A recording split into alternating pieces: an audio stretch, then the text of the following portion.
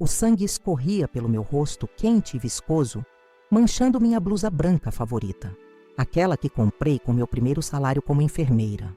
Olhei para o espelho e não reconheci a mulher que me encarava de volta. Meu nariz latejava de dor, mas o que mais doía era ouvir as risadas vindas da sala. Risadas. Meu marido tinha acabado de me dar um soco no rosto e a mãe dele achava graça. "Apanhou por culpa sua! Seja útil nessa casa!" As palavras de Renato ecoavam na minha cabeça enquanto eu tentava estancar o sangramento. Quem diria que aquele homem elegante, gerente do Banco Crédito Nacional, respeitado em toda Ribeirão das Flores, se transformaria nesse monstro dentro das paredes do condomínio Jardim das Acácias? Me chamo Letícia Fontes, tenho 37 anos e por 8 anos vivi um casamento que aos poucos se tornou minha prisão particular. Comecei como muitas mulheres, apaixonada, sonhadora, acreditando ter encontrado meu companheiro para a vida. Ninguém planeja se apaixonar por um agressor. Ninguém imagina que o homem que te oferece flores vai um dia te oferecer punhos fechados. Conheci Renato Braga no Hospital Santa Misericórdia, onde trabalho. Ele apareceu acompanhando Dona Terezinha, sua mãe, que havia sofrido uma queda. Enquanto cuidava dela, percebi o filho atencioso, preocupado, vestindo um terno impecável e falando com educação rara. Nos trocamos olhares, sorrisos tímidos. Ele pediu meu número antes de ir embora. Na semana seguinte, jantávamos juntos na Praça das Águas, coração da nossa cidade mineira. O namoro foi um sonho. Presentes, palavras doces, planos para o futuro. Renato me tratava como uma rainha. Dona Terezinha também me recebia com carinho quando visitávamos sua casa aos domingos para o tradicional almoço em família. Finalmente meu filho encontrou uma moça decente, dizia ela, servindo mais uma concha de feijão tropeiro no meu prato. Nos casamos após 2 anos. A cerimônia foi no sítio Bentevi, propriedade rural da minha família. Meu irmão Jonas veio especialmente de São Paulo para me levar ao altar. Minha mãe, Marlene, chorava de emoção. "Você merece toda a felicidade do mundo, minha filha."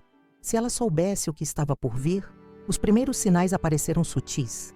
Renato questionava meus horários no hospital. Por que chegou tarde? Com quem estava falando ao telefone? Esse uniforme não está muito apertado? Pequenas críticas que fui normalizando.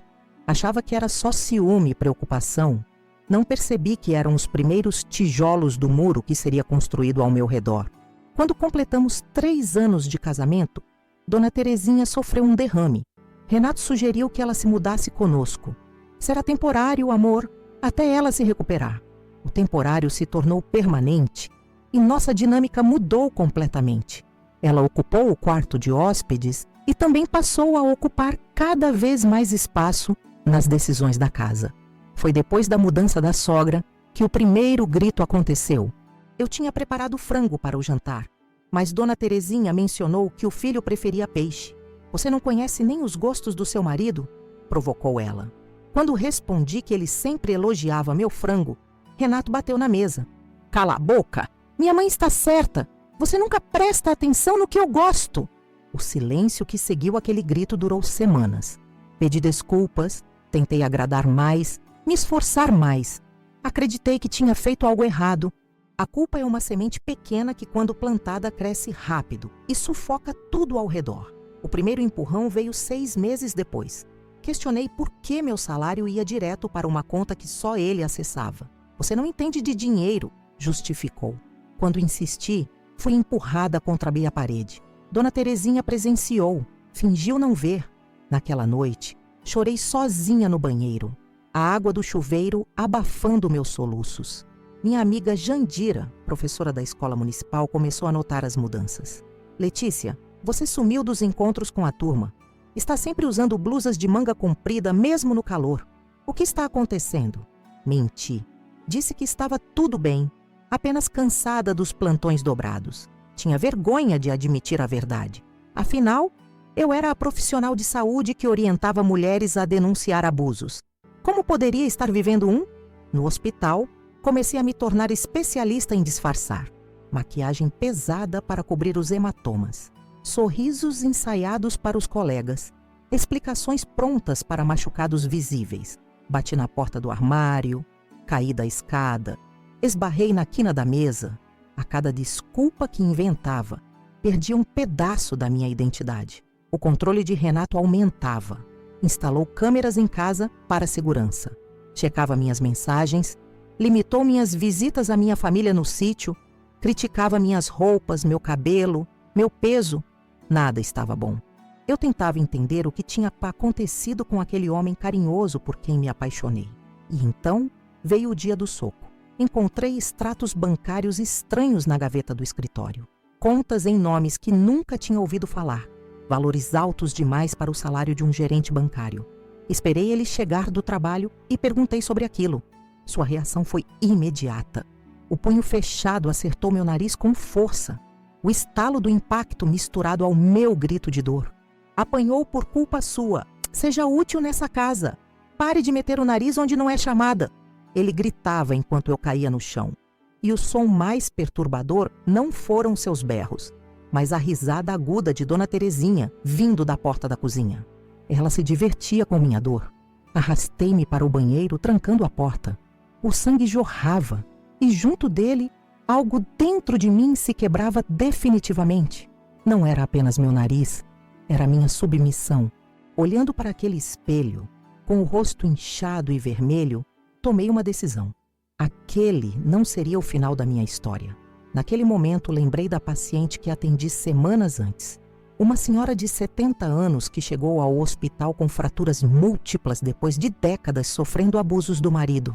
Não denunciei antes porque tinha medo do que viria depois, confessou ela, segurando minha mão com força.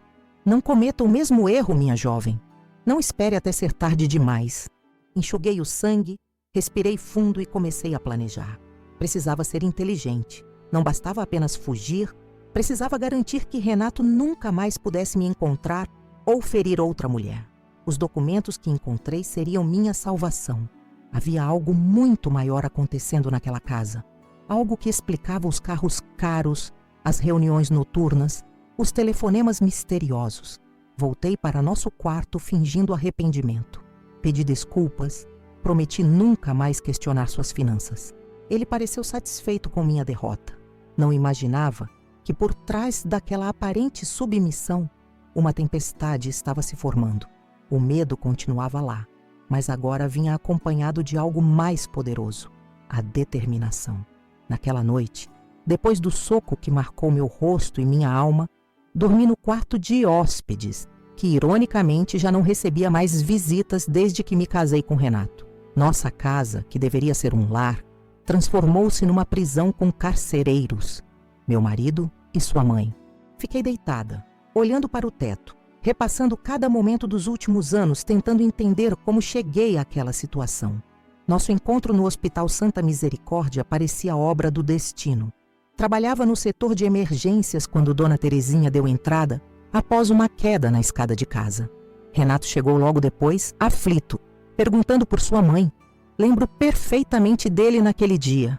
Terno azul marinho impecável, cabelos bem penteados, uma postura que transmitia segurança. Seu olhar preocupado com a mãe me tocou profundamente. Ela vai ficar bem? Só precisa de alguns exames para garantir que não tenha fraturas. Expliquei enquanto verificava os sinais vitais da senhora. Renato sorriu aliviado. Obrigado pela atenção, senhorita. Letícia Fontes. Respondi, notando como seus olhos castanhos pareciam sinceros.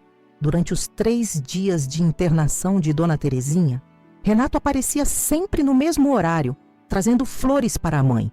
No 3º dia, um dos buquês era para mim. Um gesto simples que fez meu coração acelerar, como há muito não acontecia. Para agradecer os cuidados especiais, justificou, entregando as flores com uma reverência leve que me fez rir.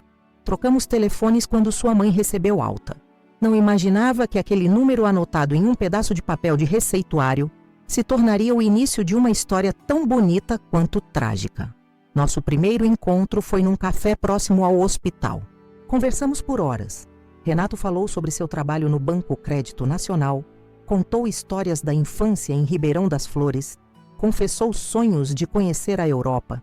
Ouvi fascinada.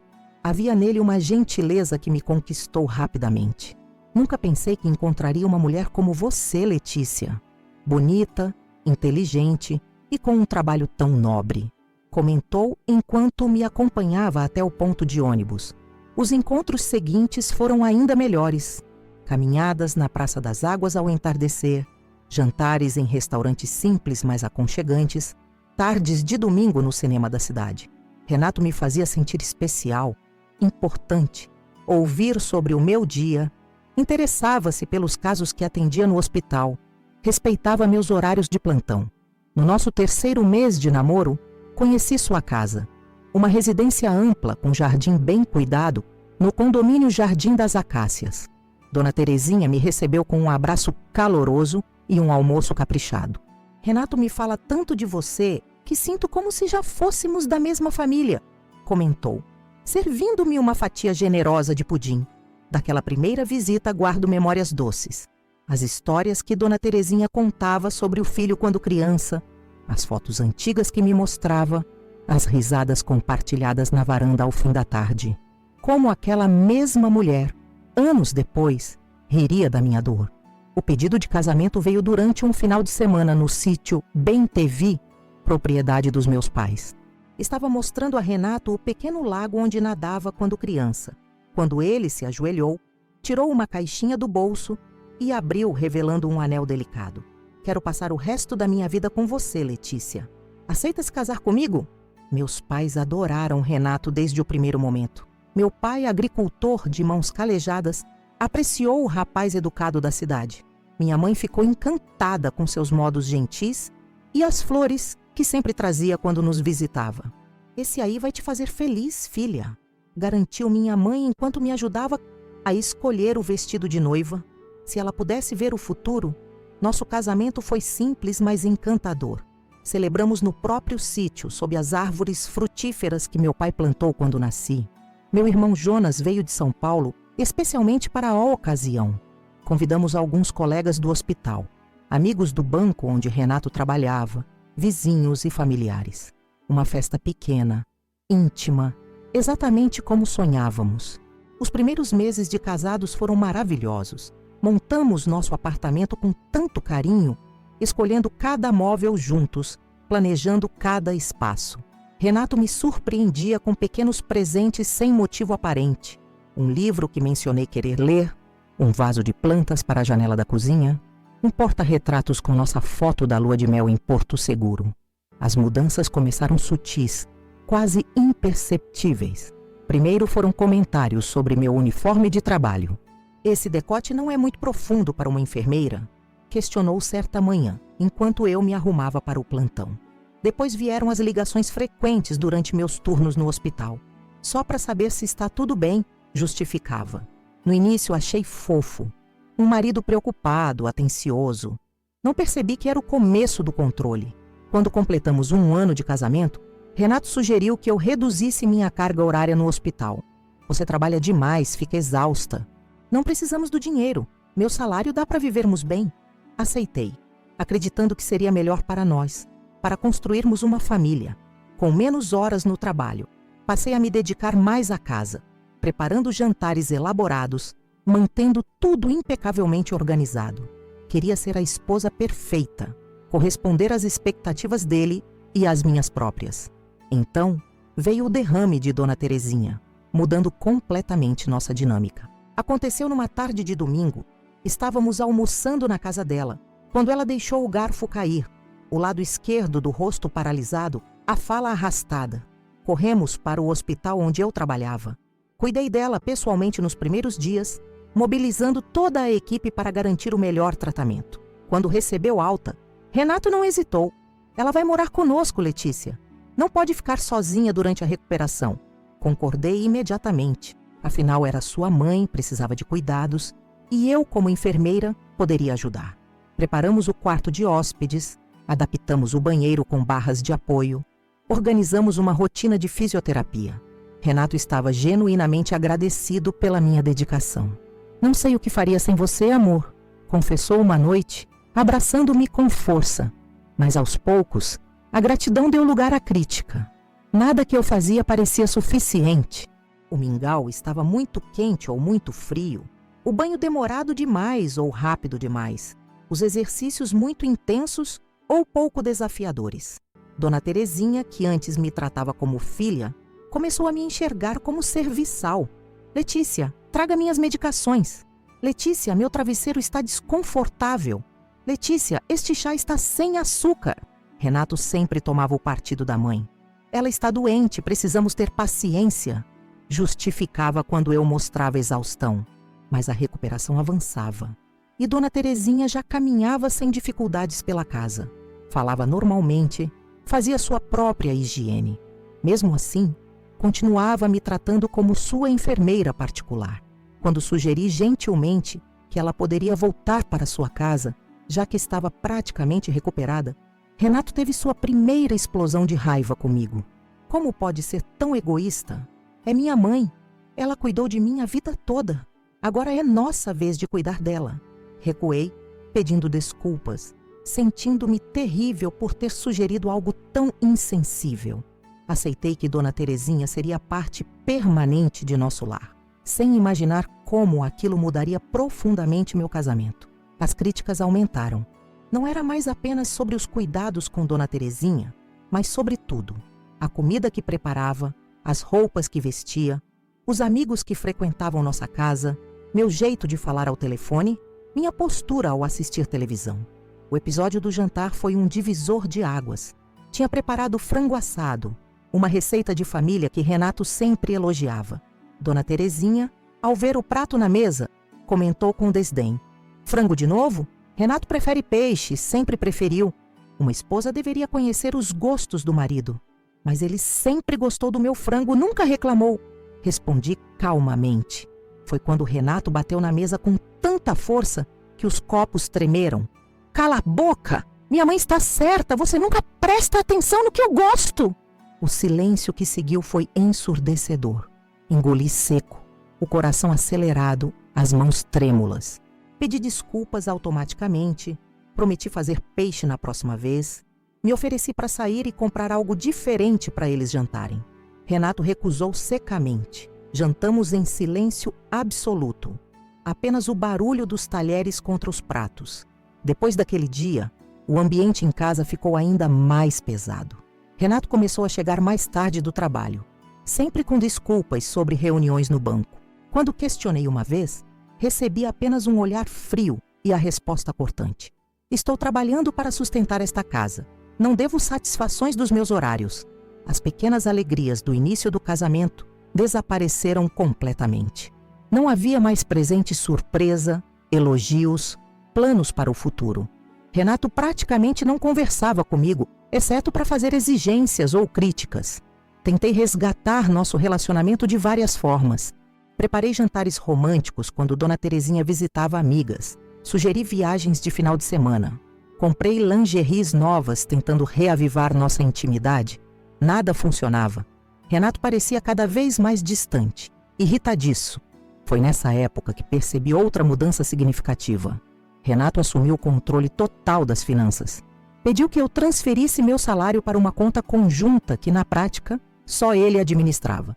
"Você não se preocupa com dinheiro, deixa comigo", justificou com um sorriso que não alcançava seus olhos. No início, não questionei. Confiava nele, acreditava que estava fazendo o melhor para nós. Mas comecei a perceber padrões estranhos. Compras caras que não apareciam em casa, retiradas grandes de dinheiro sem explicação clara, contas novas sendo abertas em bancos diferentes. Quando finalmente criei coragem para perguntar sobre essas movimentações, veio o primeiro empurrão. Estávamos na cozinha. Dona Terezinha assistia televisão na sala. Mostrei um extrato que encontrei com transferências para nomes que não conhecia. "O que é isso, Renato? Quem são essas pessoas?" Seu rosto mudou instantaneamente. Os olhos se estreitaram. As narinas dilataram. "Você andou mexendo nas minhas coisas?" Sua voz era baixa, perigosa. "Não. Encontrei por acaso enquanto procurava a fatura do cartão para conferir uma compra que fiz", expliquei, recuando instintivamente. "Mentirosa!" exclamou, avançando em minha direção. "Você não entende nada de finanças. Não se meta onde não é chamada." E me empurrou contra a parede com força suficiente para me deixar sem ar por alguns segundos. Dona Terezinha apareceu na porta da cozinha, atraída pelo barulho. Olhou para mim, caída contra a parede, depois para o filho, e simplesmente voltou para a sala sem dizer uma palavra. Foi naquele momento que entendi. Ela sabia.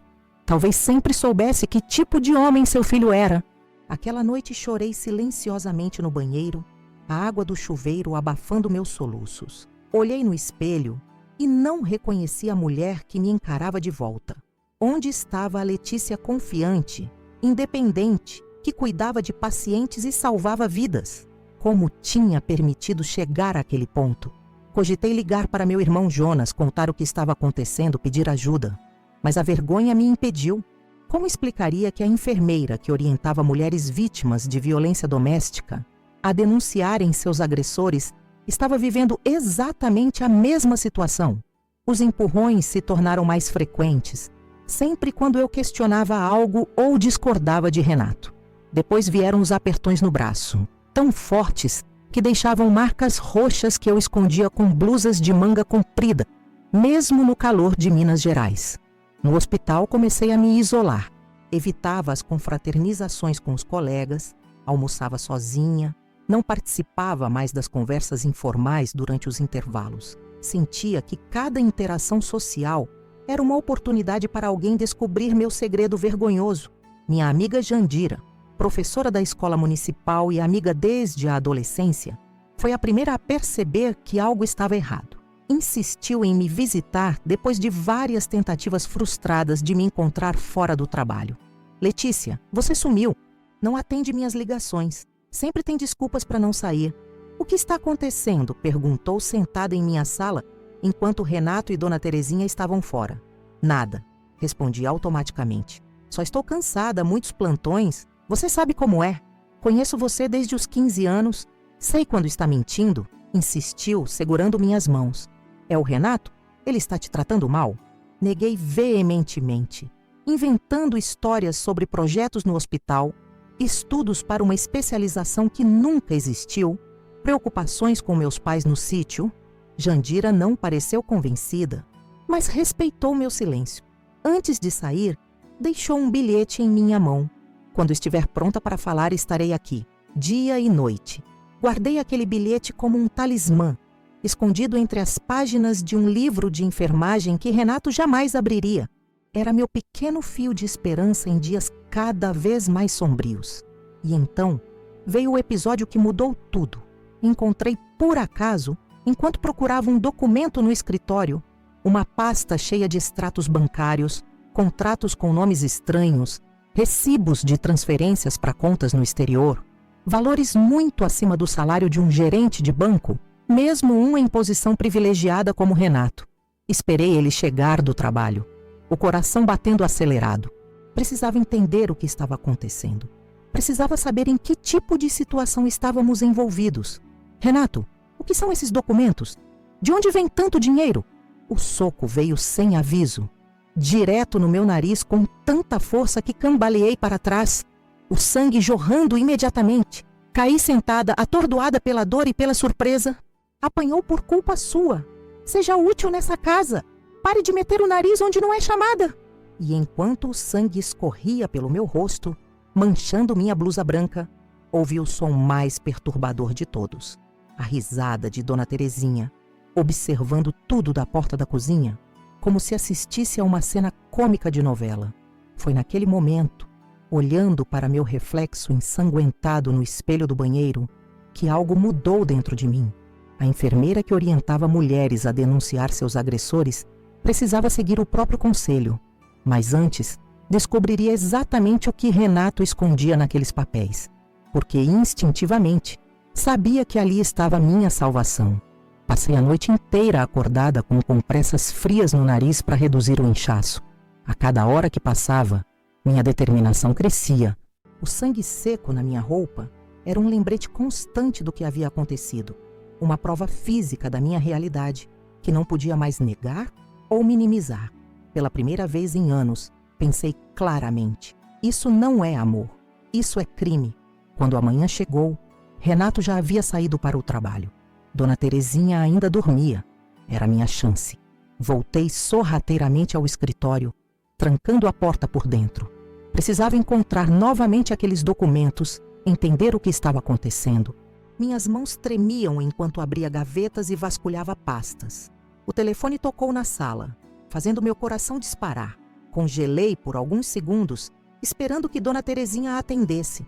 Depois de 4 toques, a secretária eletrônica ativou. Era Jandira. Letícia, sou eu. Não apareceu no hospital hoje, estou preocupada. Me liga assim que puder. Meu Deus, o hospital! Com todo o caos da noite anterior, esqueci completamente que tinha plantão. Isso nunca havia acontecido antes. Em 10 anos de profissão, jamais faltei sem aviso. Mais um sinal de como minha vida estava desmoronando. Voltei minha atenção para a busca. No fundo da última gaveta, escondida sob pilhas de documentos do condomínio, encontrei a pasta preta que tinha visto no dia anterior. Abri-a com cuidado, espalhando seu conteúdo sobre a mesa. Extratos bancários, contratos, procurações, documentos em nomes de pessoas que eu nunca tinha ouvido falar. E então, algo que fez meu sangue gelar. Uma procuração assinada por Dona Terezinha dando plenos poderes a Renato para administrar seus bens. A data era recente, mas a assinatura não se parecia em nada com a letra da minha sogra. Peguei meu celular e rapidamente fotografei cada página, cada documento. Dezenas de fotos, evidências do que quer que fosse aquele esquema. Guardei tudo exatamente como estava.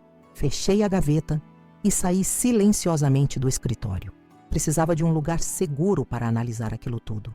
Liguei para o hospital, inventei uma gastroenterite, pedi para compensar as horas em outro dia. Depois mandei mensagem para Jandira. Preciso te encontrar. Urgente. Pode ser na sua casa? Não posso falar no telefone. 2 horas depois, estava sentada na cozinha aconchegante da casa de Jandira, uma xícara de chá quente entre minhas mãos, o rosto ainda inchado apesar da maquiagem pesada que tentava esconder os hematomas. Meu Deus, Letícia, o que aconteceu com você? Jandira exclamou assim que abriu a porta.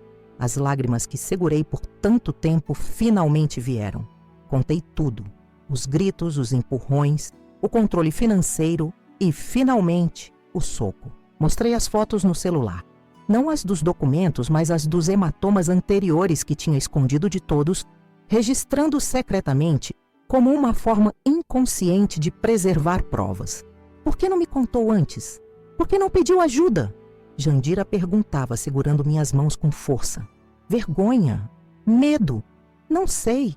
Talvez porque sou enfermeira, oriento mulheres a denunciar e não consegui seguir meu próprio conselho. Me sinto uma fraude. Você não é fraude nenhuma, é uma vítima. E agora precisa se proteger. Vamos à delegacia. Tenho um primo advogado que pode nos acompanhar. Ainda não, respondi, surpreendendo a mim mesma com a firmeza na minha voz. Preciso entender o que encontrei no escritório dele. Acho que Renato está envolvido em algo ilegal, algo grande. E se for, preciso usar isso a meu favor. Mostrei a Jandira as fotos dos documentos. Ela chamou seu marido, Paulo, professor de economia na faculdade local. Ele examinou as imagens com atenção crescente, o senho cada vez mais franzido. Letícia, pelo que estou vendo aqui, seu marido está operando um esquema de lavagem de dinheiro. Estas contas, estes nomes, são típicos de operações para esconder a origem de recursos ilícitos. E estas procurações, parece que ele está usando a mãe como laranja, provavelmente sem que ela saiba. Como assim, laranja? Perguntei, tentando assimilar tudo aquilo. É quando alguém usa o nome de outra pessoa para movimentar dinheiro ilícito. Pelo que vejo aqui, Renato abriu várias contas em nome da mãe dele e está canalizando grandes quantias através dessas contas. A assinatura dela nestes documentos parece forjada. Minha cabeça girava. Sempre soube que nosso padrão de vida era um pouco acima do que seria normal para um gerente de banco e uma enfermeira, mas atribuí isso à habilidade financeira de Renato. Nunca imaginei que poderia ser resultado de atividades criminosas. Isso explica as movimentações estranhas que venho notando. As reuniões noturnas em casa com homens de terno, os telefonemas que ele atende no banheiro com a porta trancada. Comentei, sentindo peças se encaixando num quebra-cabeça sombrio. Você precisa levar isso à polícia, afirmou Paulo. Isto é extremamente sério. Se eu fizer isso agora, ele vai saber que fui eu. Vai me encontrar antes que qualquer investigação comece. Preciso de um plano. Passamos horas discutindo opções. Jandira queria que eu ficasse em sua casa, não voltasse para Renato. Paulo sugeriu procurar a Polícia Federal imediatamente, mas algo dentro de mim sabia que precisava ser mais estratégica. Vou voltar para casa e fingir que nada aconteceu. Continuarei coletando provas, mas discretamente. Preciso entender a extensão desse esquema. É perigoso demais, protestou Jandira. Ele já te agrediu uma vez, vai fazer de novo. Tenho que arriscar. Se conseguir evidências suficientes, posso garantir que ele nunca mais se aproxime de mim ou de qualquer outra mulher. Antes de partir, tirei cópias de todas as fotos dos documentos e deixei com Jandira, como garantia. Trocamos senhas e códigos para nos comunicarmos caso Renato começasse a monitorar meu telefone. Elaboramos um plano de fuga caso as coisas piorassem. Pela primeira vez em anos, não me senti sozinha. Voltei para casa antes que Renato chegasse do trabalho. Dona Terezinha me recebeu com um olhar desconfiado. Onde esteve o dia todo? Renato ligou procurando por você? No hospital, onde mais? Tive plantão extra. Menti, mantendo o tom neutro. Com esse rosto inchado, duvido que tenha ido trabalhar assim. Usei maquiagem, Dona Terezinha. Faço isso há anos quando seu filho me machuca. A senhora sabe bem disso. Suas feições endureceram, mas não retrucou. Apenas virou-se e voltou para seu programa de televisão. Preparei o jantar como sempre fazia, agindo com a maior normalidade possível. Quando Renato chegou, me cumprimentou como se nada tivesse acontecido na noite anterior. Como foi seu dia? Perguntou casualmente, pegando uma cerveja na geladeira. Normal. Plantão cansativo, respondi servindo a comida. Seu nariz parece melhor, comentou com uma naturalidade assustadora. Desculpe por ontem, você me provocou. Sabe como fico quando mexem nas minhas coisas? Aquele pedido de desculpas vazio, sem remorso real, confirmava tudo o que eu já sabia. Não havia amor ali, apenas poder e controle. Forcei um sorriso. Tudo bem, aprendi minha lição. Nos dias seguintes, adotei uma nova rotina. Agia como a esposa submissa que Renato queria, concordando com tudo, não questionando nada. Mas, secretamente, estava sempre alerta, sempre observando. Instalei um aplicativo escondido no meu celular que gravava conversas.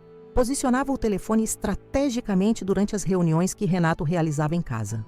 Uma noite, enquanto fingia dormir, ouvi Renato falando ao telefone no banheiro. Ativei a gravação. Transferência tem que ser feita em partes, não pode chamar atenção. Sim, estou usando a conta da minha mãe para a primeira parte. Não, ela não sabe de nada, assinei por ela. O cliente colombiano vai depositar na quinta-feira. Meu coração acelerou. Estava conseguindo provas concretas. No dia seguinte, aproveitei que Renato saiu cedo para uma reunião e fui ao quarto de Dona Terezinha com a desculpa de trocar os lençóis. Enquanto arrumava a cama, vasculhei discretamente suas gavetas. Encontrei extratos bancários de contas que ela claramente não sabia que existiam. Os valores eram astronômicos para uma aposentada que vivia de pensão. Fotografei tudo com meu celular. Mais provas para minha coleção crescente. No hospital, comecei a pesquisar os nomes que apareciam nos documentos de Renato. Usei os computadores do setor administrativo durante meu intervalo, tendo o cuidado de limpar o histórico depois.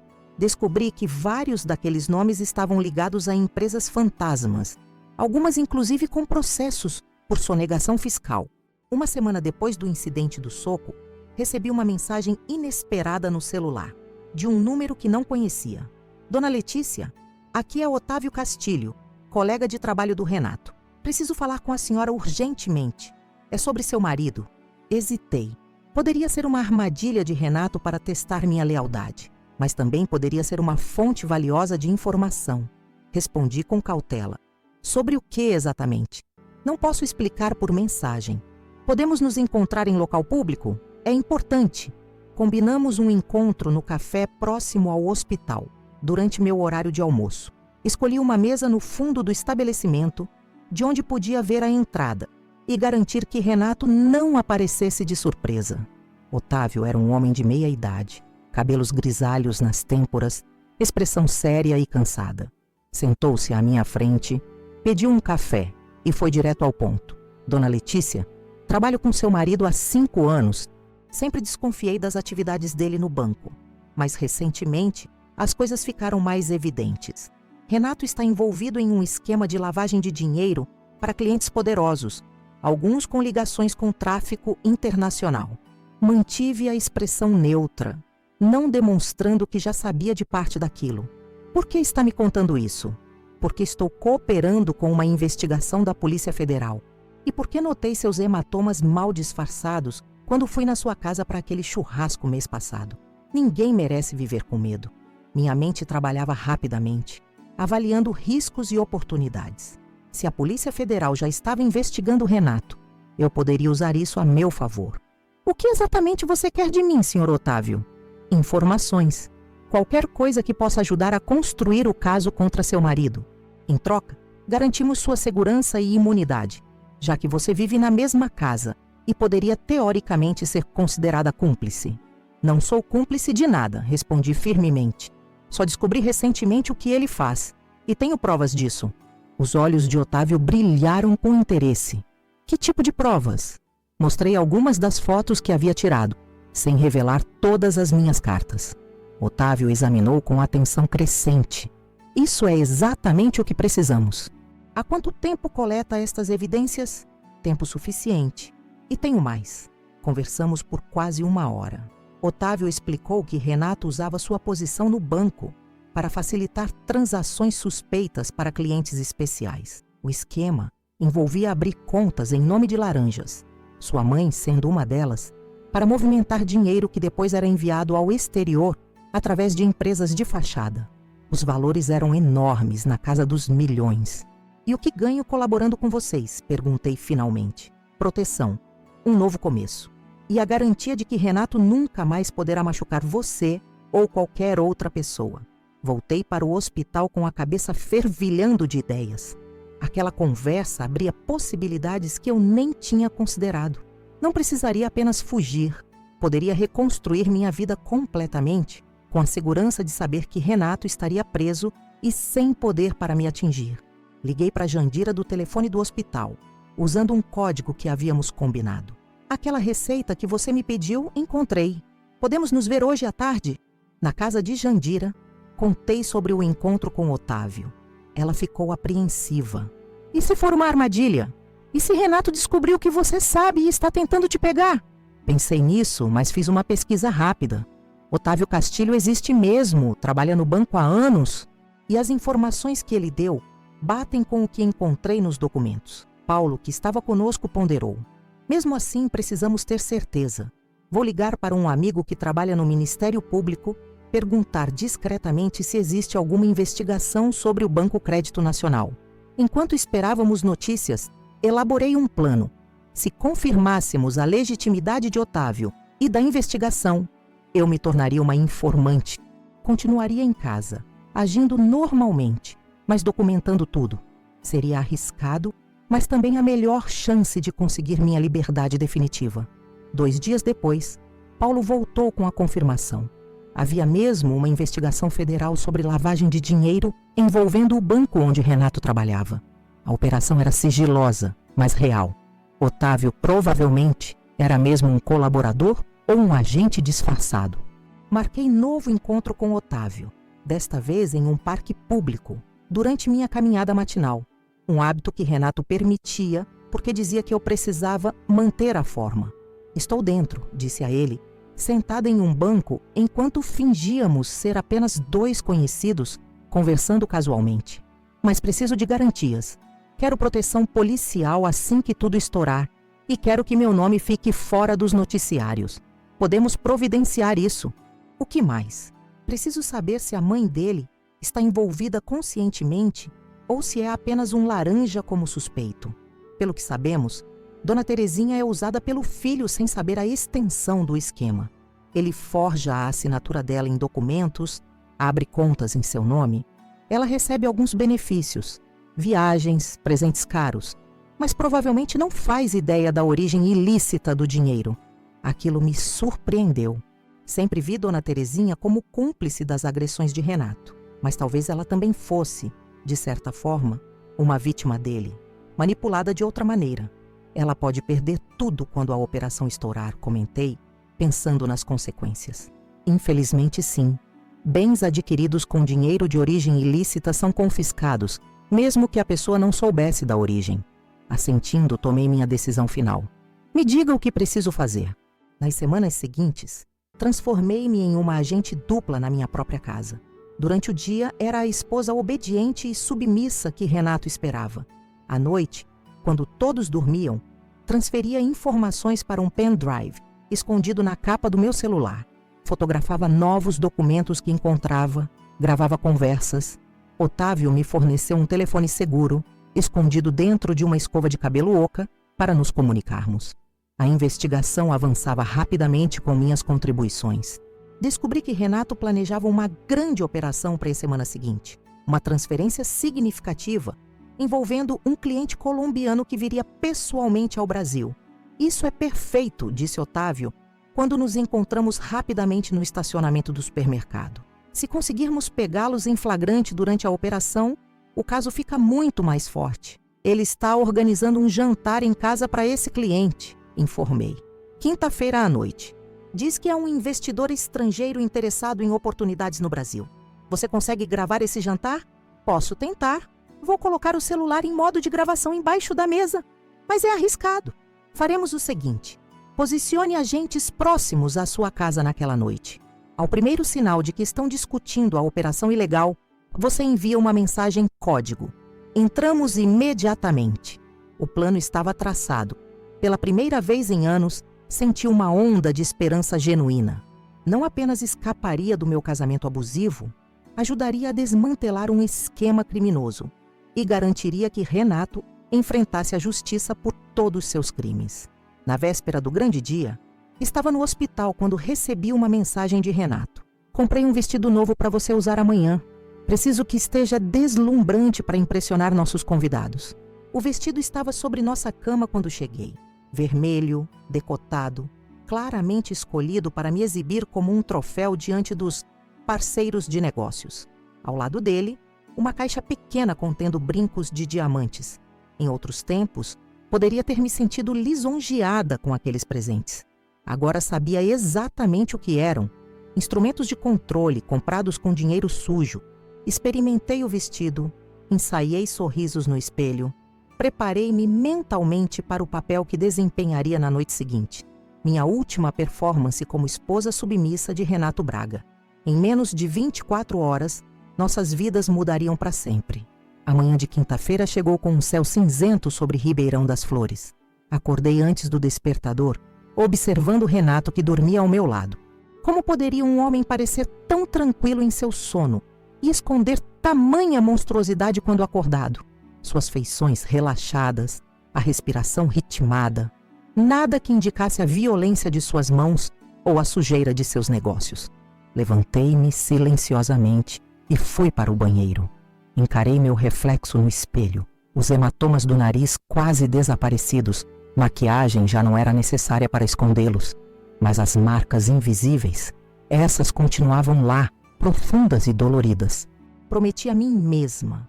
Hoje é o último dia, hoje tudo muda. Desci para a cozinha e comecei a preparar o café da manhã elaborado que Renato sempre exigia. Ovos mexidos, torradas com manteiga, suco de laranja recém-espremido, café coado na hora.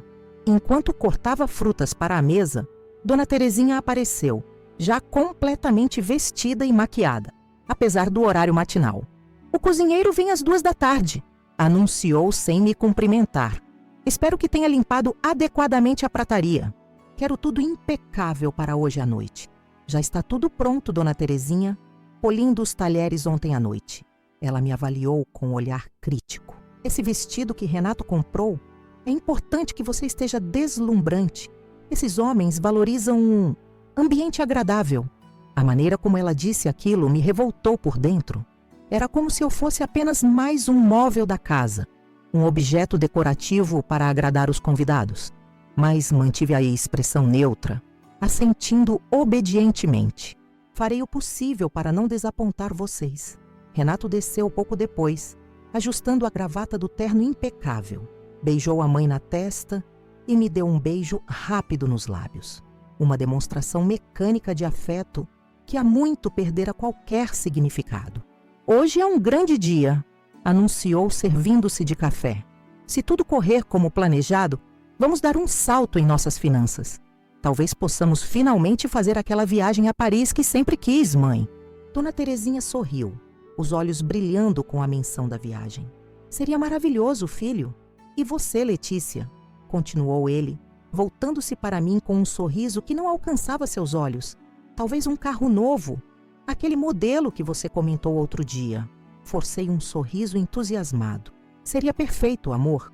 Nunca tinha comentado sobre carro nenhum.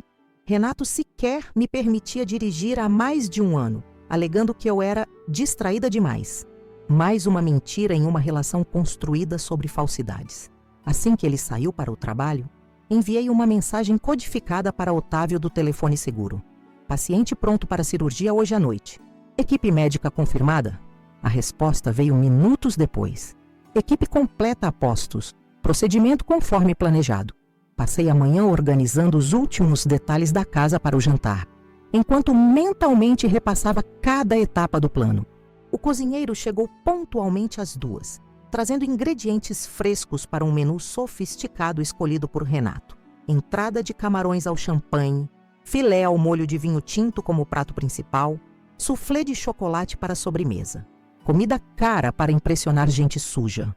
Às 4 da tarde fui me arrumar. Tomei um banho demorado tentando acalmar meus nervos com a água quente. Sequei e escovei meus cabelos até brilharem. Apliquei maquiagem elegante, mas discreta. Exatamente como Renato gostava. Bonita, mas não vulgar, como ele sempre dizia. Como se minha aparência fosse mais uma conta bancária que ele controlava. Vesti o vestido vermelho que ele havia escolhido. O tecido fino moldava meu corpo. O decote mostrava mais do que eu me sentiria confortável.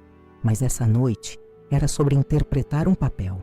Meu último papel naquela farsa matrimonial. Coloquei os brincos de diamante, provavelmente comprados com dinheiro de alguma transação ilegal, e um colar delicado que tinha ganhado dos meus pais na formatura da faculdade de enfermagem.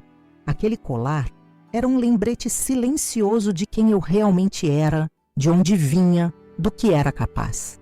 Verifiquei mais uma vez o telefone escondido na escova de cabelo. Bateria completa, sinal forte. Deslizei meu celular pessoal para o modo de gravação e o coloquei dentro de uma pequena bolsa que combinava com o vestido. Precisaria encontrar o momento certo para posicioná-lo durante o jantar. Renato chegou às 7, trazendo flores caras e uma garrafa de champanhe francês. Beijou-me com mais entusiasmo que o habitual. Você está deslumbrante.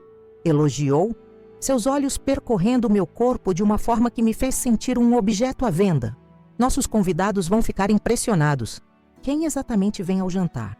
Perguntei inocentemente, como se não soubesse que estaria jantando com criminosos internacionais.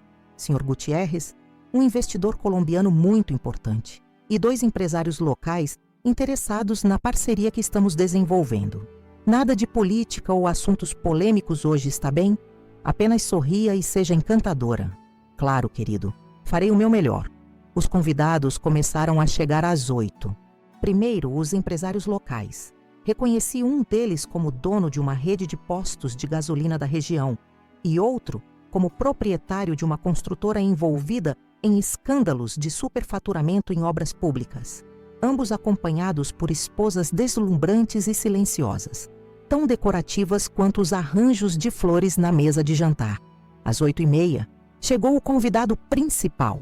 Carlos Gutierrez era um homem na casa dos 50 anos. Cabelos grisalhos nas têmporas, terno impecável e sotaque carregado. Trazia um assistente jovem que carregava uma pasta de couro e raramente falava. Senhora Braga, cumprimentou-me Gutierrez, beijando minha mão com formalidade excessiva. Seu marido não exagerou ao falar de sua beleza.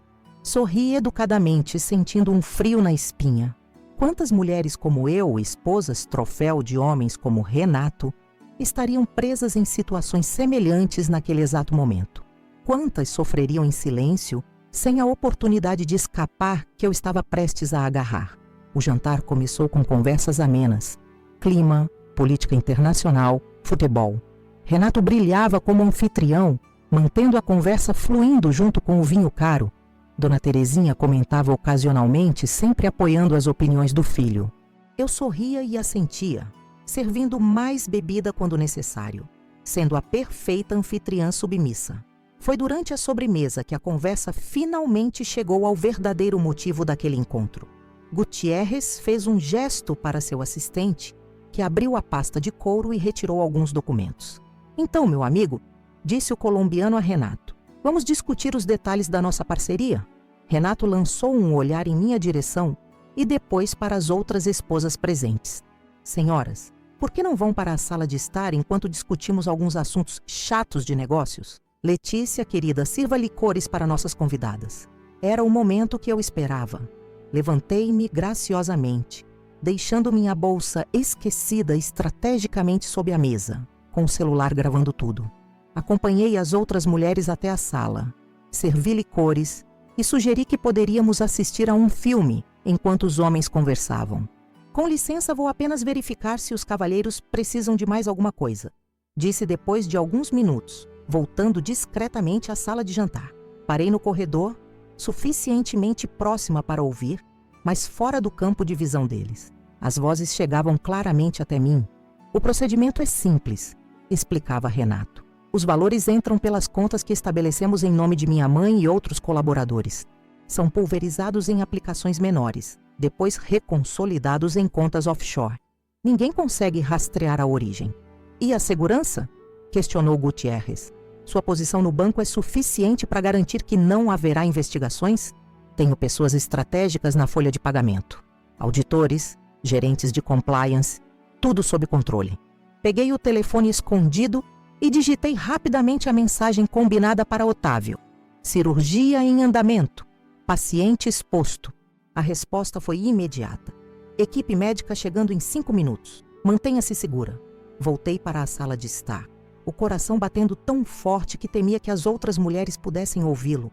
Tentei manter a conversa fluindo, falando sobre decoração e receitas, como se minha vida não estivesse prestes a virar completamente de cabeça para baixo nos próximos minutos. Exatamente 5 minutos depois, ouvi o som de carros parando bruscamente na frente da casa. Portas batendo, passos rápidos. As outras mulheres olharam confusas para a janela. O que está acontecendo? Perguntou uma delas.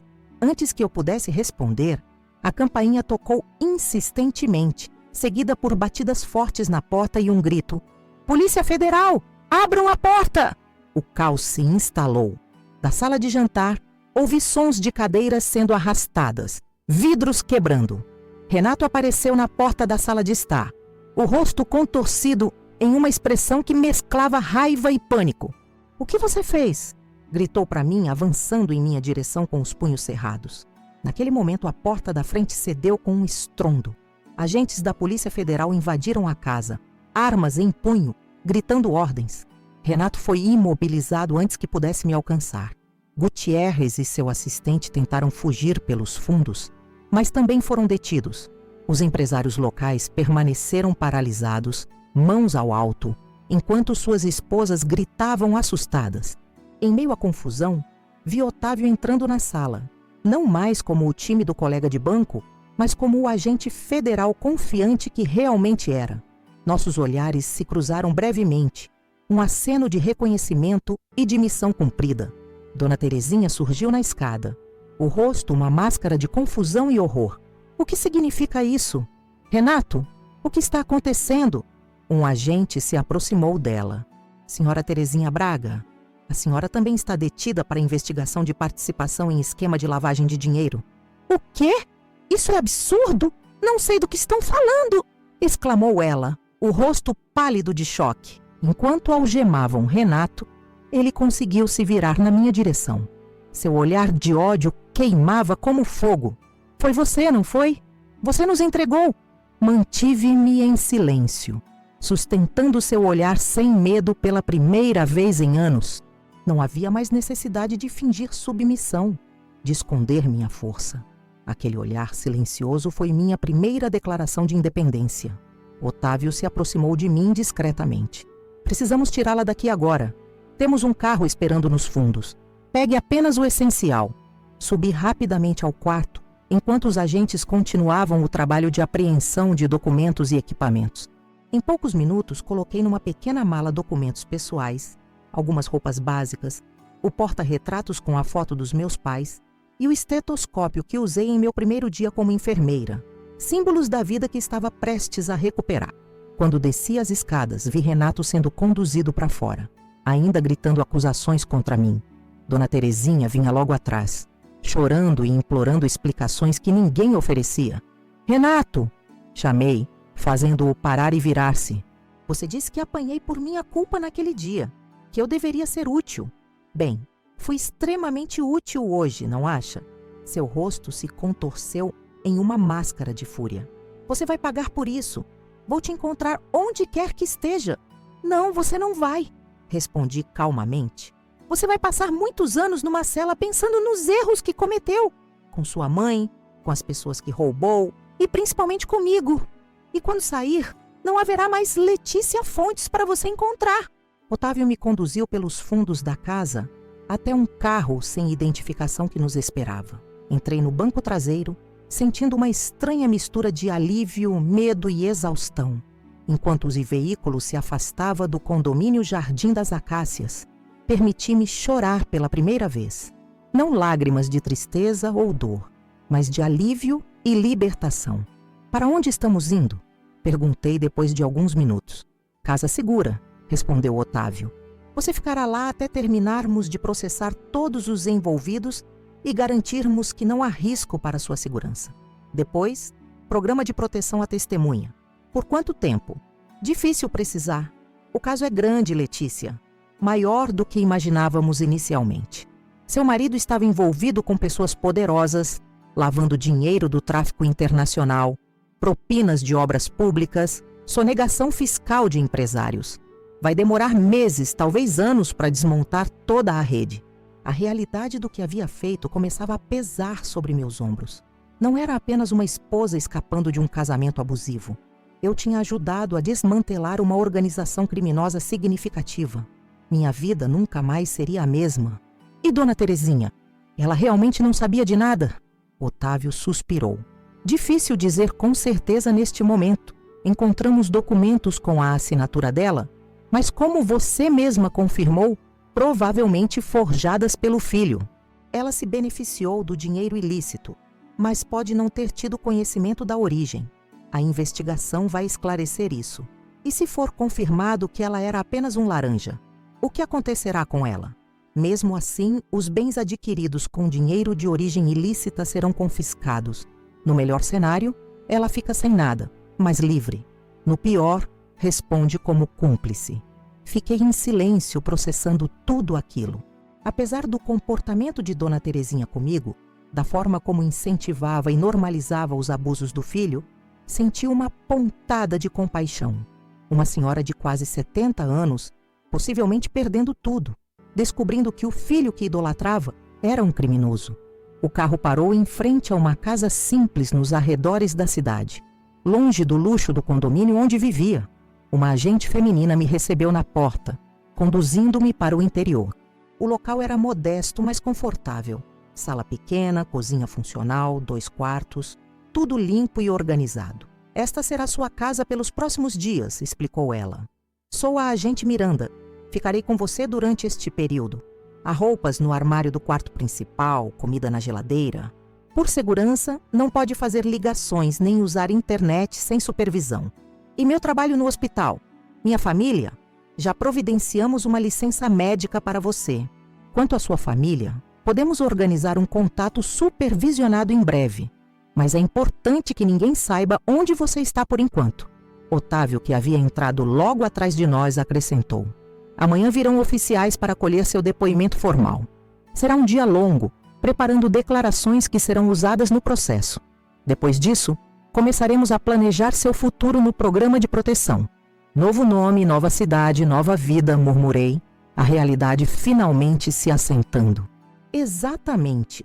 Uma oportunidade de recomeçar do zero, livre do medo. Depois que eles saíram do quarto para me dar privacidade, sentei-me na cama, ainda usando o vestido vermelho do jantar, os brincos de diamante nas orelhas, presentes do homem que agora estava sendo processado graças a mim.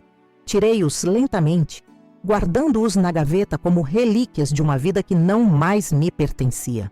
Troquei o vestido por uma camiseta simples e calça de moletom que encontrei no armário. Confortável, anônima, livre dos adornos que Renato escolhia para me exibir. Aproximei-me da janela, observando o céu noturno de Ribeirão das Flores pela última vez. Naquela noite, deitada em uma cama estranha, em uma casa que não era minha, senti uma paz que não experimentava há anos. O medo ainda estava lá. Medo do desconhecido, da vingança, das mudanças que viriam. Mas era superado pela sensação de ter recuperado o controle sobre minha própria vida. Antes de adormecer, peguei o colar que tinha usado no jantar, o único item pessoal que trouxe comigo além dos documentos. Um presente dos meus pais na minha formatura, símbolo da mulher independente e dedicada que eu era antes de conhecer Renato. A mulher que agora tinha a chance de redescobrir. Você conseguiu? Sussurrei para mim mesma na escuridão do quarto. Sobreviveu e agora vai reconstruir tudo. No dia seguinte, comecei o longo processo de documentar oficialmente todos os abusos que sofri e todos os crimes que testemunhei.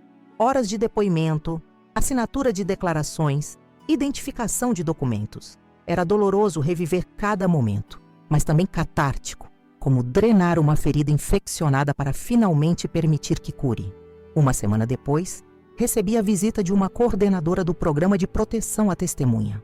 Ela trazia uma pasta com minha nova identidade, documentos, histórico criado e os detalhes da cidade onde viveria. Uma capital no Nordeste completamente diferente do interior de Minas Gerais que conhecia.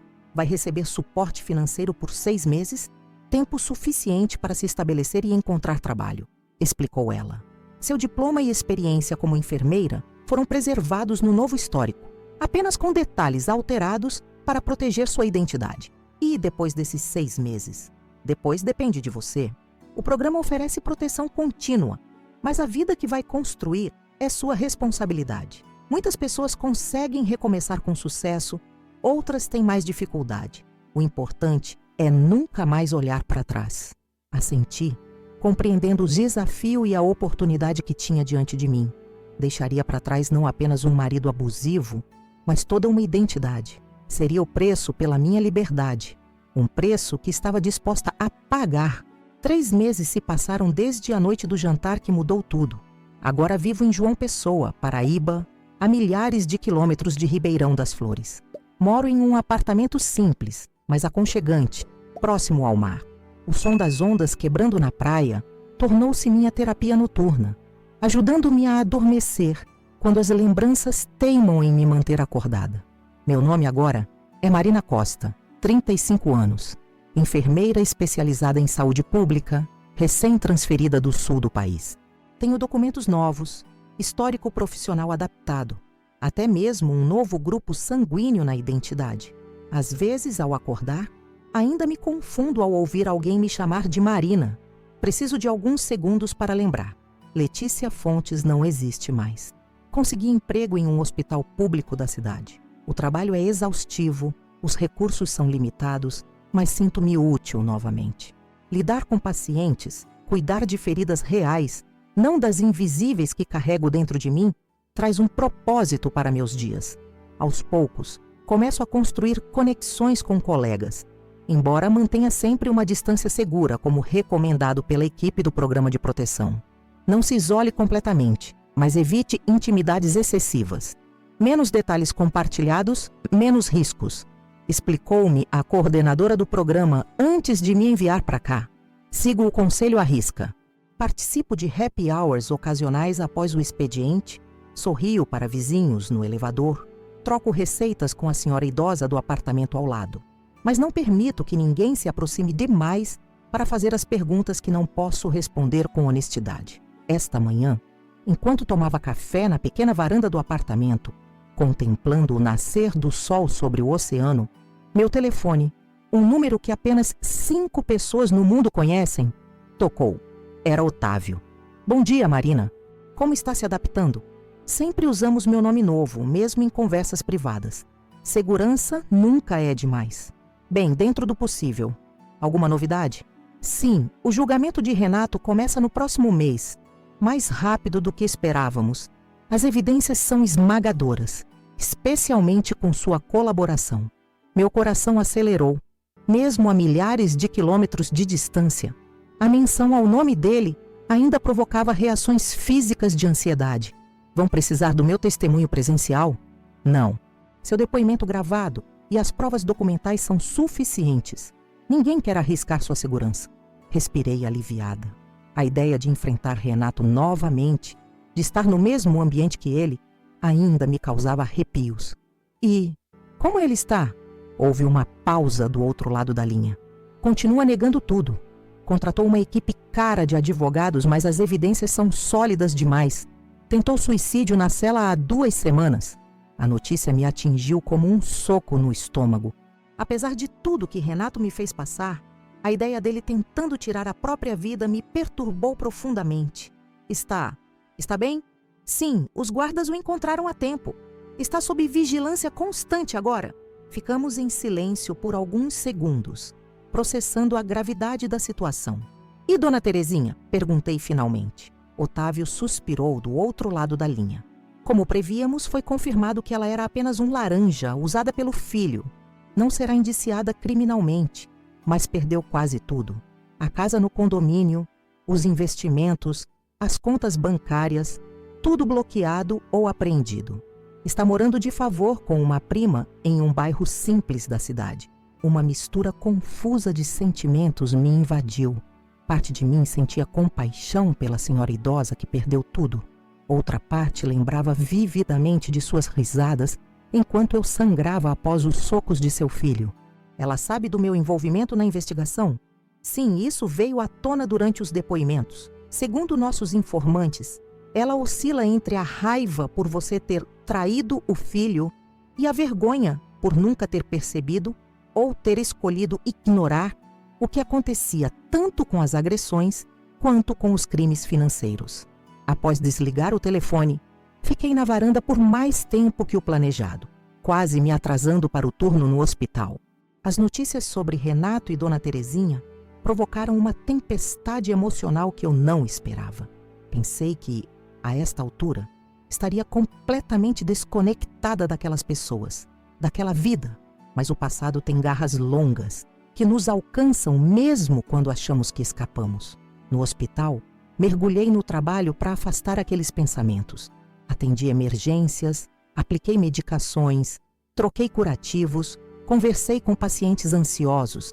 Por algumas horas consegui ser apenas Marina Costa, a enfermeira dedicada, sem o peso da história de Letícia Fontes.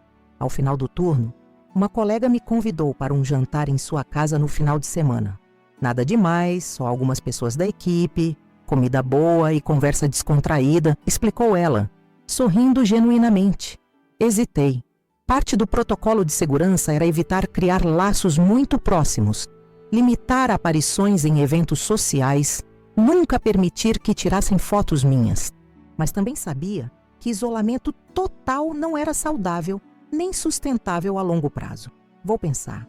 Obrigada pelo convite, respondi, deixando a porta entreaberta para uma possibilidade. Caminhei pela orla marítima no retorno para casa, os sapatos na mão, sentindo a areia entre os dedos dos pés. O Nordeste era tão diferente de Minas Gerais. O clima, a cultura, as pessoas, até mesmo as cores pareciam mais vibrantes aqui. Olhando para o horizonte infinito onde céu e mar se fundiam, senti uma estranha paz. Talvez pudesse realmente reconstruir minha vida aqui. Talvez pudesse, eventualmente, ser feliz novamente. Ao chegar ao apartamento, encontrei um envelope simples sob a porta. Não havia remetente, apenas meu nome novo, escrito à mão. Um calafrio percorreu minha espinha. Ninguém deveria me enviar correspondência física. Era uma das regras de segurança. Com as mãos trêmulas, abri o envelope, preparada para o pior. Dentro, havia apenas um recorte de jornal. Uma pequena nota sobre a prisão preventiva de Renato Braga, ex-gerente do Banco Crédito Nacional, acusado de liderar esquema de lavagem de dinheiro. A matéria mencionava a colaboração de uma testemunha-chave, sem citar nomes. Junto ao recorte, Um pequeno pedaço de papel com uma frase manuscrita. Sabia que era você desde o início. Obrigado por sua coragem. Reconheci imediatamente a letra de Otávio. Não era uma ameaça. Era uma mensagem de apoio. Ainda assim, o fato de alguém ter descoberto meu endereço, mesmo sendo alguém em quem confiava, me deixou profundamente inquieta. Liguei imediatamente para meu contato de emergência no programa de proteção. É normal que Otávio saiba meu endereço? Perguntei sem rodeios quando atenderam. Houve uma pausa do outro lado da linha. Não, nem mesmo os agentes envolvidos no caso deveriam saber sua localização exata. Apenas a coordenação central do programa tem essa informação. Então temos um problema.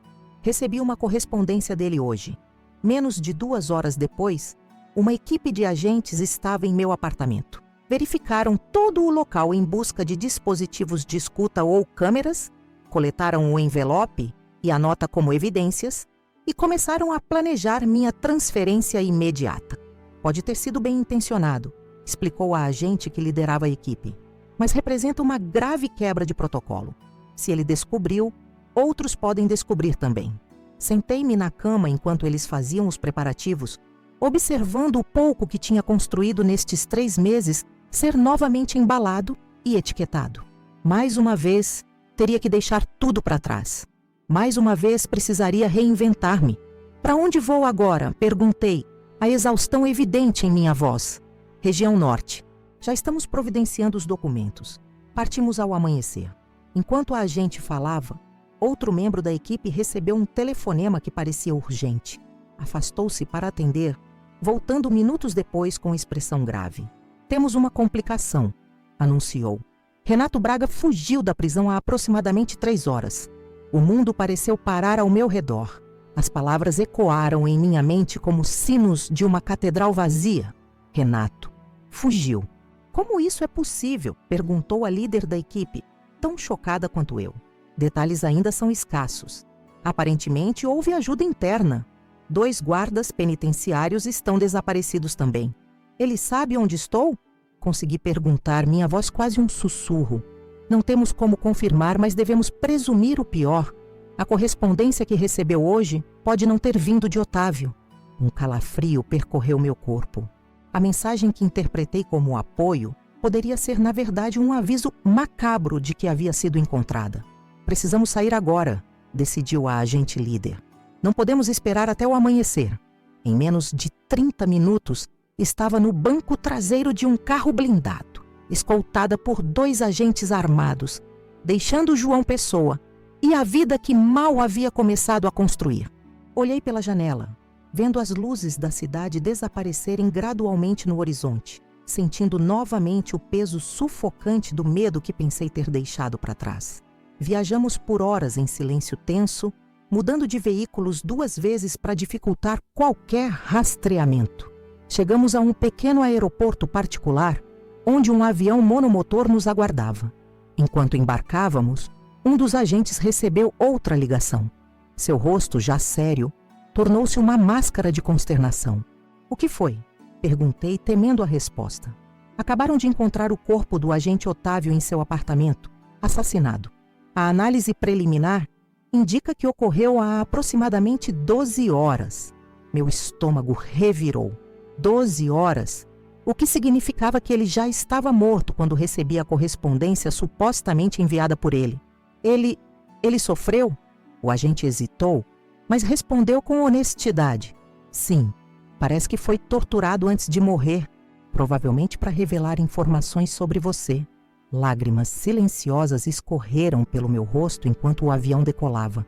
Otávio, o homem que me ofereceu uma saída quando eu mais precisava, o agente que arriscou sua carreira para me ajudar, morrera por minha causa. Mais uma vida destruída na esteira de destruição que Renato deixava por onde passava. O avião aterrissou antes do amanhecer em uma pequena cidade do Amazonas. Fui levada para um posto da Polícia Federal, onde uma equipe completamente nova me aguardava. Pessoas que nunca tinham tido contato com o meu caso anteriormente, para minimizar riscos de vazamento de informações. A partir de agora, você é Raquel Oliveira, 33 anos, enfermeira especializada em saúde indígena, informou-me a nova coordenadora. entregando-me um pacote com documentos. Trabalhará em uma unidade de saúde ribeirinha, atendendo comunidades isoladas. É um dos lugares mais seguros para você agora. Difícil acesso, população reduzida, sem conexão constante com grandes centros. Por quanto tempo? Perguntei, sentindo o peso de mais uma identidade sobre meus ombros. Até capturarmos Renato Braga. Enquanto ele estiver foragido, você permanece em risco máximo. Nos dias seguintes, passei por treinamento intensivo sobre a cultura e as necessidades específicas de saúde das populações ribeirinhas que atenderia. Aprendi sobre doenças tropicais, protocolos de atendimento em áreas remotas, procedimentos de emergência com recursos limitados. Era um mundo completamente novo e mergulhei nele com toda a dedicação possível, não apenas pela responsabilidade profissional, mas para manter a sanidade em meio ao caos que minha vida se tornara. Uma semana depois, fui levada de barco para a comunidade onde trabalharia. O trajeto pelas águas escuras do Rio Negro durou quase 5 horas. À medida que nos afastávamos da cidade, a natureza tornava-se mais exuberante e intocada. Árvores gigantescas formavam uma muralha verde de ambos os lados do rio, ocasionalmente interrompida por pequenas clareiras onde comunidades ribeirinhas haviam se estabelecido.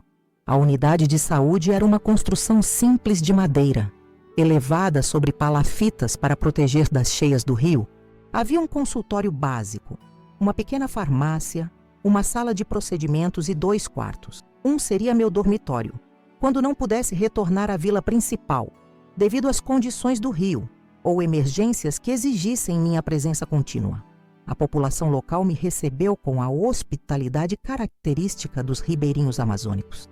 Crianças curiosas observavam a doutora nova, com olhares entre tímidos e fascinados. Mulheres ofereciam frutas e peixes frescos como presentes de boas-vindas. Homens se dispunham a mostrar os caminhos seguros pela floresta e os melhores pontos de pesca. Em poucos dias, estabeleci uma rotina.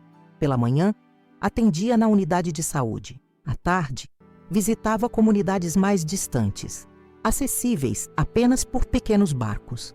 Aprendi a reconhecer plantas medicinais locais, a respeitar o conhecimento tradicional dos curandeiros da região, a integrar práticas modernas de enfermagem com sabedoria ancestral.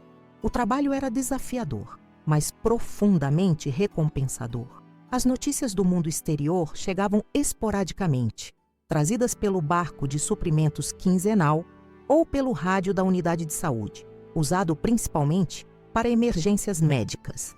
Uma tarde, enquanto organizava medicamentos recém-chegados, ouvi uma transmissão sobre a captura de um fugitivo da justiça em Manaus. Preso hoje na capital amazonense Renato Braga, ex-gerente bancário acusado de liderar esquema de lavagem de dinheiro. Braga havia fugido da prisão em Minas Gerais há 3 semanas e estava escondido em um hotel de luxo sob identidade falsa. A prisão ocorreu após denúncia anônima. Deixei cair o frasco de antibióticos que segurava, o vidro estilhaçando-se no chão de madeira. Meu corpo inteiro tremia. Após semanas de terror constante, de olhar por cima do ombro a cada ruído estranho, de acordar sobressaltada com pesadelos onde Renato me encontrava, finalmente uma notícia que poderia significar o fim desse pesadelo. Usei o rádio para contatar meu agente de ligação, confirmando a informação. Sim, Renato havia sido recapturado. Sim, desta vez a segurança seria reforçada. Não, ele não havia revelado conhecimento sobre meu paradeiro durante o período em que esteve foragido. Isso significa que posso voltar a ser marina? Perguntei esperançosa. Não recomendamos, respondeu o agente. O risco diminuiu, mas não desapareceu. Renato tinha conexões poderosas. Algumas dessas pessoas continuam em liberdade e poderiam tentar localizá-la, seja por vingança ou para impedir seu testemunho em processos futuros. Desliguei o rádio com sentimentos conflitantes. Alívio pela captura de Renato, decepção por não poder retornar à vida que começara a construir em João Pessoa. A floresta amazônica, que inicialmente parecia um exílio, começava a mostrar-se como um refúgio. Um lugar onde Letícia Fontes morrera definitivamente, onde Marina Costa nunca existira, onde Raquel Oliveira podia talvez florescer. 6 meses se passaram. A estação seca deu lugar ao período de chuvas, transformando a paisagem ao meu redor. O rio, antes em nível baixo, começou a subir, inundando áreas que antes eram terra firme. A floresta ganhou novos tons de verde mais intensos e vibrantes. As atividades das comunidades adaptaram-se ao ciclo das águas, e eu com elas. Recebi notícias esporádicas sobre o caso. Renato fora condenado a 25 anos de prisão pelos crimes financeiros, com outros 5 anos adicionais pela violência doméstica. Pena aumentada devido às evidências de tortura psicológica contínua. Dona Terezinha vendia doces caseiros nas ruas de Ribeirão das Flores para sobreviver, morando em um quarto alugado nos fundos de um armazém. Os comparsas de Renato no esquema de lavagem receberam penas variadas, dependendo de seu grau de envolvimento. Uma tarde, enquanto atendia uma gestante na comunidade mais distante da minha área, recebi uma visita inesperada. Helena, a coordenadora do programa de proteção, chegou em um barco pequeno, acompanhada apenas pelo piloto local. Precisamos conversar em privado, disse ela, após as apresentações formais. Levei-a para meu pequeno quarto nos fundos da unidade de saúde. Helena observou o ambiente simples. A rede onde eu dormia, os livros empilhados em uma prateleira improvisada, as plantas medicinais secando em molhos pendurados no teto. Você parece bem adaptada, comentou, um leve sorriso nos lábios. Estou. O trabalho aqui é significativo. As pessoas são autênticas. Sinto que faço diferença. Helena assentiu, compreensiva. É por isso que vim pessoalmente. Temos novidades importantes sobre sua situação. Meu coração acelerou. Renato continua preso, seguramente desta vez. Mas não é sobre ele. É sobre você, seu futuro. Helena explicou que, dado o tempo decorrido, as condenações já proferidas e a dissolução quase completa da rede criminosa, meu nível de risco havia sido reclassificado. Não estava mais em perigo imediato. Isso significa que posso escolher. Posso continuar como Raquel Oliveira, permanecendo aqui se desejar. Ou posso receber uma nova identidade e recomeçar em outra cidade. Ou, perguntei ansiosa pela terceira opção. Ou pode retomar parcialmente sua vida anterior. Não como Letícia Fontes. Esse nome e essa identidade precisam permanecer enterrados. Mas poderia retornar a Minas Gerais, reconectar-se com sua família sob uma nova identidade, com uma história elaborada para explicar sua ausência. A possibilidade de ver meus pais novamente, de abraçar meu irmão Jonas, de visitar o sítio Bem TV onde cresci, atingiu-me com força inesperada. Nos meses de fuga e reconstrução, aprendi a não pensar muito na família que deixei para trás, na dor que devem ter sentido com meu desaparecimento súbito. Era uma ferida que mantive cuidadosamente fechada para não sangrar constantemente. Eles sabem que estou viva? Perguntei, a voz embargada. Sim. Quando sua segurança estava garantida, informamos que você estava sob proteção, sem revelar detalhes. Seu pai teve um infarto leve quando soube da verdade sobre seu casamento, mas se recuperou bem. Sua mãe tem mantido uma vela acesa em seu quarto desde que você desapareceu. Seu irmão tentou investigar por conta própria, até entender os riscos que isso representava para você. Lágrimas silenciosas desciam pelo meu rosto. A imagem de minha mãe acendendo velas, esperando pelo retorno da filha que não sabia se voltaria, partiu meu coração. Se eu escolher vê-los novamente, como funcionaria? Helena explicou o processo. Eu seria Amanda Carvalho, uma enfermeira que estivera trabalhando em projetos humanitários internacionais. Teria documentos, fotos, até mesmo um blog falso documentando essas experiências. A história seria que conheci Letícia durante uma breve passagem dela. Por um desses projetos, tornamo-nos amigas, e ela me pediu para entregar algo a seus pais caso algo lhe acontecesse. Esse contato inicial permitiria que você os visse, avaliasse a situação, decidisse se quer ou não revelar sua verdadeira identidade a eles, algo que só recomendaríamos em circunstâncias muito controladas.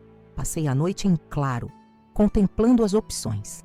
A floresta ao redor da unidade de saúde estava viva com sons noturnos. O canto dos grilos, o ocasional rugido distante de algum predador, o contínuo murmúrio do rio fluindo infinitamente. Este lugar tinha se tornado um santuário inesperado para mim. Aqui, eu era respeitada por meu trabalho, não julgada por meu passado. Mas a possibilidade de ver minha família novamente era poderosa demais para ignorar.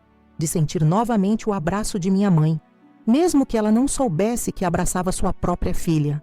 De ver o sorriso de meu pai, de ouvir a risada de meu irmão. Na manhã seguinte, comuniquei minha decisão a Helena. Quero tentar, quero ver minha família novamente, mas também quero manter uma conexão com este lugar, com este trabalho que aprendi a amar. Podemos arranjar isso, respondeu Helena. Uma transição gradual, visitas iniciais como Amanda, mantendo Raquel viva por enquanto. Com o tempo você decide onde quer estabelecer-se definitivamente. 2 semanas depois, parti da comunidade ribeirinha, prometendo retornar em 1 mês. Deixei medicamentos organizados, treinei uma assistente local para emergências básicas, despedi-me de pacientes que se tornaram amigos com a promessa de voltar logo. E agora, estou aqui, em um hotel simples em uma cidade próxima ao sítio Bem TV. Amanhã, como Amanda Carvalho, baterei à porta da casa onde cresci, carregando uma carta supostamente escrita por Letícia para seus pais. Uma carta que escrevi para mim mesma, cheia de verdades disfarçadas como recados de terceiros. Não sei o que o futuro reserva. Não sei se algum dia poderei revelar a verdade completa à minha família. Não sei se escolherei as montanhas de Minas ou as florestas do Amazonas como meu lar definitivo. Mas sei que sobrevivi. Sei que transformei minha dor em força, meu medo em coragem. Renato tirou muito de mim. Minha identidade, minha confiança, anos da minha vida. Mas não conseguiu tirar minha essência, minha capacidade de recomeçar, de encontrar propósito mesmo nas circunstâncias mais adversas. A história de Letícia Fontes terminou naquela noite sangrenta. A história de Marina Costa foi breve, interrompida pela fuga de um monstro. A história de Raquel Oliveira ainda está sendo escrita nas águas e florestas amazônicas. E amanhã começa a história de Amanda Carvalho. Talvez apenas um capítulo de transição, talvez o nome que levarei para o resto da vida. Olhando pela janela do hotel para as montanhas que emolduram o horizonte de minha terra natal, sinto uma estranha paz. O medo ainda existe, claro. Provavelmente sempre existirá em algum nível. Mas agora é apenas um sussurro ao fundo, não mais o grito ensurdecedor que dominava minha existência. Sou uma sobrevivente, uma mulher que transformou um soco no nariz em uma revolução pessoal. Uma enfermeira que continua curando outros enquanto cura a si mesma. E amanhã, quando vir os rostos de meus pais novamente, mesmo que eles não me reconheçam, saberei que valeu a pena cada segundo desta jornada. Minha história chega ao fim, mas minha vida continua em um novo capítulo.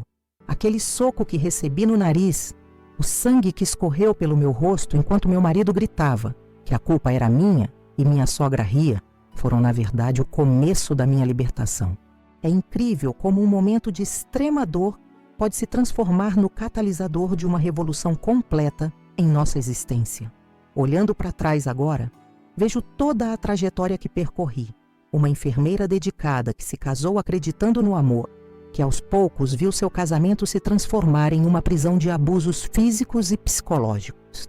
Uma mulher que, ao descobrir documentos estranhos no escritório do marido, não apenas encontrou a prova de seus crimes financeiros, mas também a chave para sua própria liberdade.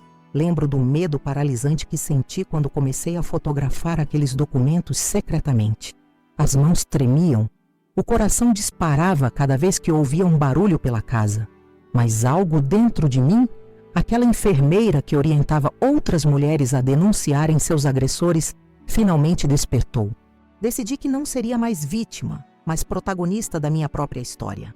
Quando conheci Otávio, o colega de trabalho de Renato, que na verdade era um agente federal disfarçado, tive minha primeira esperança real de escape. Transformar-me em informante foi arriscado. Continuei vivendo sob o mesmo teto que meu agressor, coletando provas, gravando conversas, sempre com o pavor de ser descoberta. Cada hematoma escondido com maquiagem pesada, cada desculpa inventada para amigos e colegas, cada noite de sono inquieto, tudo agora tinha um propósito maior. O jantar que planejamos como armadilha foi o momento mais tenso da minha vida. usando aquele vestido vermelho que Renato escolheu para me exibir como um troféu, servindo bebidas para criminosos internacionais que me viam como nada mais que decoração, sabendo que agentes federais cercavam a casa esperando meu sinal. Quando a porta se abriu e Renato foi algemado, o olhar de ódio que ele me lançou ainda aparece nos meus pesadelos ocasionais. Mas também foi o momento em que, pela primeira vez em anos, senti o gosto doce da liberdade. O programa de proteção à testemunha me deu 3 vidas diferentes. Primeiro como Marina Costa em João Pessoa, tentando reconstruir algo do zero, apenas para ter tudo interrompido pela fuga de Renato e o assassinato brutal de Otávio. Um homem que morreu por ter me ajudado. Uma dívida que jamais poderei pagar. Depois, como Raquel Oliveira, enfermeira de comunidades ribeirinhas no Amazonas, descobrindo na floresta e nas águas um refúgio improvável, um propósito renovado.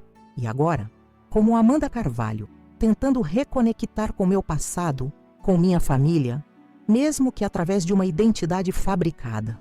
O preço da minha liberdade foi perder quem eu era. Letícia Fontes precisou morrer para que eu pudesse viver. Meu nome, minha história, minha identidade, tudo precisou ser abandonado. As únicas coisas que permaneceram foram minha profissão de enfermeira, meu verdadeiro propósito de vida e as memórias que carrego dentro de mim, tanto as dolorosas quanto as preciosas. Dona Terezinha, que ria enquanto eu sangrava, agora vende doces nas ruas para sobreviver, descobrindo tardiamente que o filho que idolatrava a usava como laranja em seus esquemas criminosos. Renato, o marido que transformou amor em terror, cumpre 30 anos de prisão por seus crimes financeiros e pela violência que infligiu a mim. E eu sigo adiante, carregando diferentes nomes, diferentes histórias, mas a mesma essência de mulher que se recusou a permanecer uma vítima. O que aprendi nessa jornada é que nossa força interior frequentemente se revela nos momentos mais sombrios. Quando achamos que não podemos mais suportar, descobrimos reservas de coragem que nem sabíamos possuir. Cada mulher que sofre violência doméstica carrega essa mesma força dentro de si, às vezes adormecida, sufocada pelo medo, mas sempre presente, esperando o momento de despertar. Se você está assistindo esse vídeo e vive uma situação semelhante, saiba que não está sozinha. Saiba que existe saída, que existe vida além do ciclo de abuso. O primeiro passo é o mais difícil, mas cada passo seguinte torna-se um pouco mais fácil. Busque ajuda. Ligue para o 180. Confie em alguém. Documente os abusos. Planeje sua saída com segurança. Sua vida vale muito mais do que o medo que sente agora. Minha história é apenas uma entre milhares. Algumas terminam em libertação como a minha. Outras, infelizmente, terminam em tragédia. A diferença muitas vezes está na rede de apoio, nas pessoas que se importam, nas instituições que funcionam como deveriam. Por isso, mesmo que você não viva essa realidade, esteja atento aos sinais em mulheres ao seu redor. Uma amiga que se isolou repentinamente, uma colega sempre com machucados acidentais, uma familiar que mudou completamente seu comportamento após um relacionamento. Às vezes, um olhar atento e uma palavra de apoio podem literalmente salvar uma vida. Amanhã, quando eu bater na porta da casa dos meus pais como Amanda Carvalho, entregarei uma carta de Letícia que escrevi para mim mesma. Verei seus rostos sem que eles reconheçam sua própria filha. Será doloroso, mas também será um recomeço. E talvez algum dia, quando todos os perigos tiverem verdadeiramente passado, eu possa contar a verdade. Talvez algum dia eu possa ser simplesmente eu mesma, sem medo, sem olhar constantemente por cima do ombro. Enquanto esse dia não chega, sigo vivendo cada momento plenamente, dividindo meu tempo entre o trabalho nas comunidades amazônicas e visitas controladas à minha família. O medo diminuiu, transformou-se em uma cautela saudável. A dor cicatrizou, deixando marcas que carrego não como feridas, mas como medalhas de uma batalha que venci. Pessoal do canal Vingança do Dia, essa história que compartilhei com vocês hoje não foi fácil de contar. Reviver cada momento, cada sentimento, cada fase dessa jornada me custou muitas noites de sono, mas decidi dividir minha experiência porque sei que pode ajudar outras pessoas que estejam passando por situações semelhantes. Se minha história tocar apenas uma pessoa, fazer apenas uma mulher buscar ajuda, já terá valido a pena. Por isso, peço que compartilhem esse vídeo. Inscrevam-se no canal Vingança do Dia para que mais histórias como a minha possam alcançar quem precisa ouvir. Deixem seus comentários contando o que acharam.